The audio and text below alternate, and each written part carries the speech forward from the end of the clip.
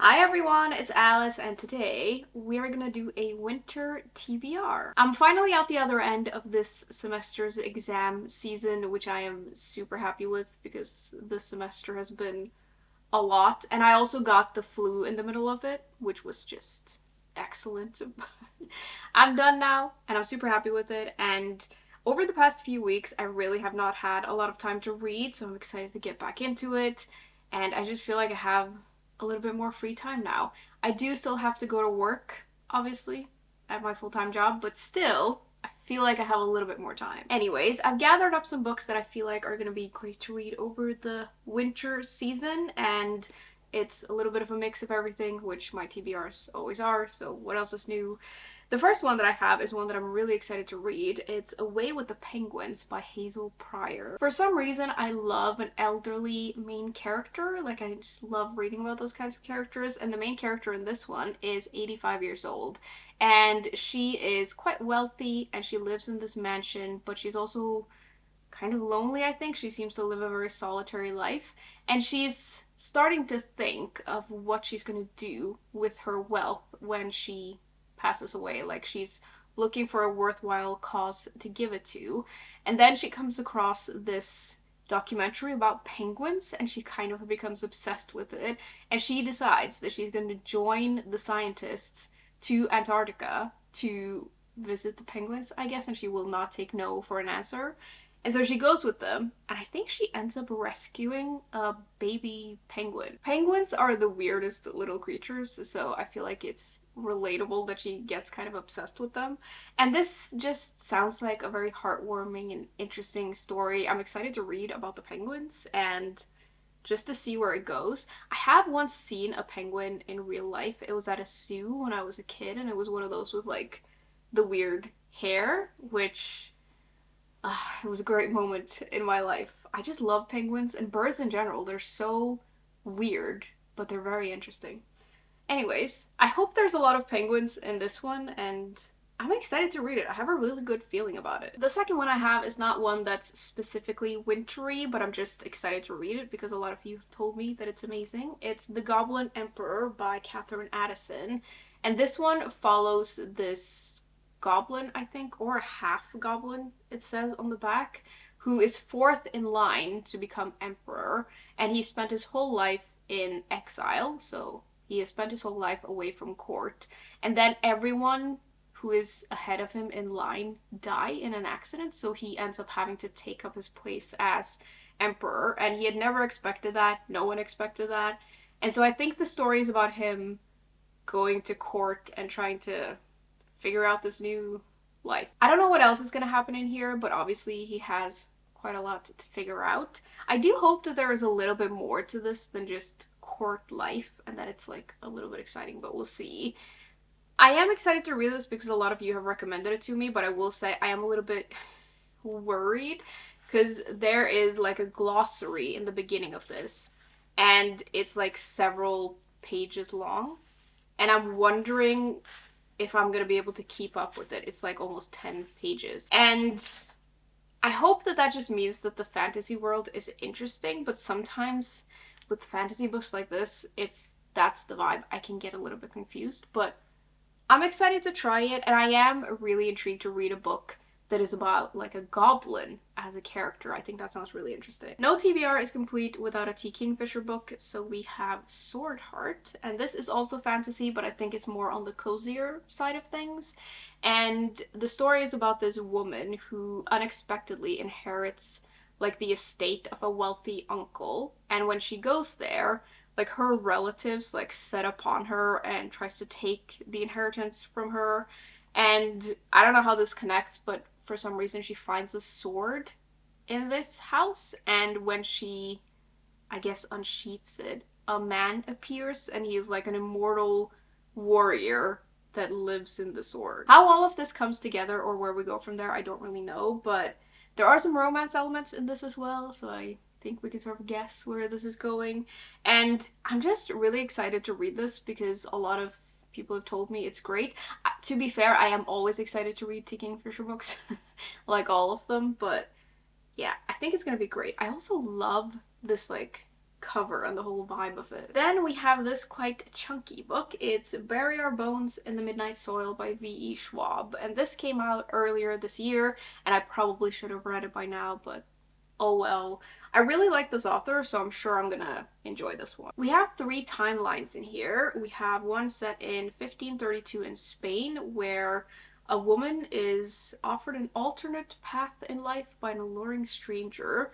We have one set in 1827 in London, where a woman, I think she falls in love and has like a forbidden moment of intimacy, and because of that she's sent away, and I think she comes across a widow who again offers her something, but at what cost? And then the last timeline is set in 2019 in Boston, where we meet a college student who I think is out for revenge or something. I'm not quite sure.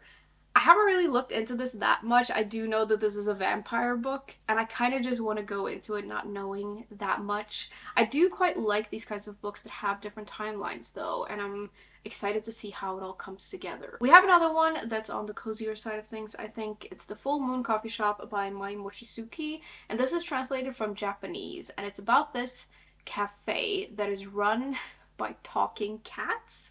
And the only way that you can gain access to this cafe is to be like kind to cats in your everyday life, like stray cats and stuff. And if you do that, they might allow you to come to this coffee shop that's sort of just, oh, I think it appears out of nowhere sometimes. And in that cafe, there are cats that can talk, and they can, like, I think tell your fortune and offer you wisdom. To me, that just sounds like kind of sweet and cozy, and I do generally really enjoy these kinds of like magical translated books. I also really like this cover, and just the title of this book immediately makes me want to read it. Next, we have one that I think maybe I had on my winter TBR for last year, but here we are again. It's The Warm Hands of Ghosts by Katherine Arden. This is historical fiction with a little bit of like fantasy to it, or magical realism, and the story is about this combat nurse who, after the First World War, I think her brother dies in the war, or she receives word that he has died, but then after the war she finds out that maybe he's not dead after all, and she goes to Belgium, I think, which is where he died, to try and figure out what's going on. And she hears rumors of like haunted trenches, and I'm wondering if maybe her brother is now a ghost. It's probably a little bit more complicated than that, but that's what I've gathered from this. And I am really excited to read this book because I loved the Winter Night trilogy by this author, and you know, I really think I'm gonna like this one.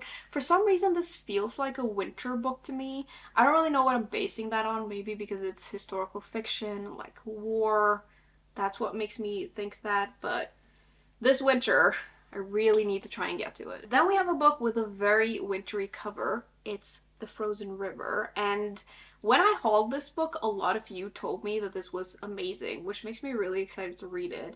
And I think that this is maybe inspired by a like true events and an actual person, which is interesting. The story is set in Maine in 1789, and we follow a healer and a midwife who lives in a small community, and she kind of knows everyone and everything that's going on. And one day she's called out to look at this body that has been found in the ice, and I think that she figures out somehow that this man has been murdered, or she thinks he's been murdered, but then the physician in town disagrees with her, and so I think it's ruled an accident, and she ends up having to investigate this case on her own. I think the story is set over the course of an entire winter, which I really like, and I'm just very intrigued by both the mystery and like who this man in the ice is, but also reading about this main character I think is going to be very interesting. And I'm hoping that this is going to be like a very atmospheric, wintry read.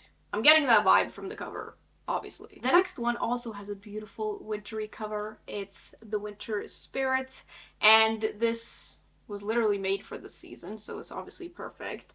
And it's an anthology, and I read The Haunting season, which is like in the same series of anthologies, I guess, and I really enjoyed it, so I'm just guessing I'm gonna enjoy this one as well. It has stories from authors like Natasha Pulley and Stuart Turton and Laura Purcell. And I think those are the ones that I'm most excited to read. Also Bridget Collins. And yeah, I think I'm gonna enjoy this one. It does say ghostly tales for frosty nights. So I'm wondering if there are some like ghosts and some spooky stuff in here, which I kind of hope because I feel like short stories, when they're a little bit spooky, usually work quite well for me. Next, we have this one. This is The Sundown Motel by Simone St. James. And I have read one other book by this author. It was called The Broken Girls, and I really, really enjoyed it. So I just really want to read more from her. This one has two timelines, I think, which the Broken Girls also had. And in here, we meet a woman in the 80s who's working at this rundown motel, and I think she disappears. And then the other timeline is set in like contemporary times, and I think we meet her niece who is obsessed with trying to figure out what happened to her aunt. And so she decides to go back to this motel and see if she can figure something out. I like the idea of having this motel as a setting. I think that's going to be interesting. And I really enjoyed the mystery in her other books, so I'm excited to see what kind of mystery we have in here. And I do think that this veers a little bit into horror, which I think is going to be interesting. Then we have more historical fiction with The Specimen by Jaime Fixen, and this is set in Edinburgh in 1826, which is an excellent setting. And the story is about this woman whose son disappeared or went missing like a few months back, and she cannot find him or find out what happened to him, and he has like a rare medical condition. And then one day she goes to this doctor's house, I guess, or wherever he has his practice, and he's famous for his curiosities and like medical specimens. And she comes across a heart in a jar that has the same medical condition as her son, which is obviously a little bit suspicious because it's a very, very rare condition. I think this sets her off on trying to investigate if this is her son and what happened to her son, and this like drives her into the deepest and darkest parts of the city, and I think she ends up seeking revenge, which I think is going to be interesting. I just really like these kinds of historical fiction books, especially when they're like in this setting. You can't really go wrong with historical Edinburgh. And I'm wondering if this is just going to be a little bit dark, which I'm really into. So I'm excited to read this. I also really like this cover, and I'm just very curious as to what's going on. The next book I have is also set in the 1800s. It's Circus of Wonders by Elizabeth Macneal, and this one is about this young girl who grows up in a coastal village in southern England, and she has birthmarks all over her skin, but she seems to have quite a happy life. She seems content, but then a circus comes into town, and I think that she thinks that she's kidnapped by them, but actually her father sold her to them. And I think the story is all about her finding her place in this new life and also dealing with the betrayal of having been sold by her own family. That's all I really know about this one, but I'm intrigued to read a book that revolves around the circus. I think that's going to be very interesting, and I'm excited to see the story arc of this character. I wonder where she ends up and like where this is going to go. So very excited to read this, and yeah, just the circus I think is going to be very interesting. Next, we have another book that I've had on my TBR for quite some time. It's What the Wind Knows by Amy Harmon. And this is again historical fiction. For some reason, I really gravitate towards historical fiction in winter. I don't really know why, but for some reason, those things just go really well together for me. And I'm very excited to read this one because it also has an element of time travel in it, which I love. I think our main character is from contemporary times, and she loses her grandfather, who she was really close to, and she travels back to his home. And she's just overcome with grief and overcome with memories. And for some reason, this pushes her back in time. And she ends up in Ireland in 1921, which is quite a dangerous and tumultuous time in Ireland. And she is mistaken for the long missing mother of this boy. And I think she ends up sort of adopting that identity to stay safe and survive. The whole premise of that sounds amazing, and whenever I mention this book, someone always tells me like, that book is amazing, you really need to read it. So I'm very excited. I do think that there is some romance in this because it says on the back here, in love, time is not a barrier. But I think romance in this kind of setting, or like when there's more going on, I think it's really gonna work for me. And yeah, I'm very interested as to where this is gonna go. It sounds kind of tense and a little scary, but I think it's gonna be very good. Then we have another one which is also set in the early 1900s. It's set in 1912. It's A Master of Djinn by P. Clarke. And this one has like some adventure and some fantasy to it, I think, which I always love.